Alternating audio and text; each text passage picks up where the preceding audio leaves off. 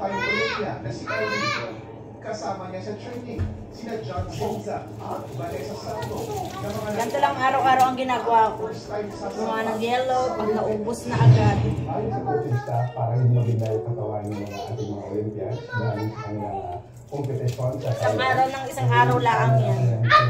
Mga kamatay dyan. Bago sila magbuhat sa mga susunod na mga ka-vlogger, so pang isang araw lang ang gagawin ko niya. Kasi isa lang ang rep ko. 1, 2, 3, 4, 5, 6. 6 kulang pa. Ito. Pag ako yumaman, bibili ng maraming rep. Ang ilang basic exercises. Kwento ni Erwin sa GMA Integrated News. Noong nasa Thailand siya, hindi niya raw malilimutan yung sandaling nabuhat niya ang dates para mag-qualify sa Paris Olympics.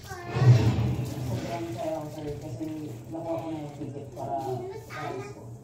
Kailangan, pag gagawa ka ng ganyan mga buntis na yelo.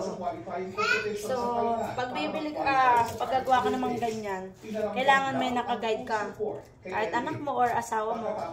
Kasi asawa ko is, lagi natulong sa akin. Pag gagawa ng yelo ko, supporters ko siya. Very supporting na asawa sa paggagawa ng yelo. Sayang nga naman sa araw-araw, di ba? Pabili din natin ng shampoo at sabon. Naging magaling ang kanyang journey bago naging Olympia. Maaga siyang naulila. Maganda ngayon itong plastic ngayon.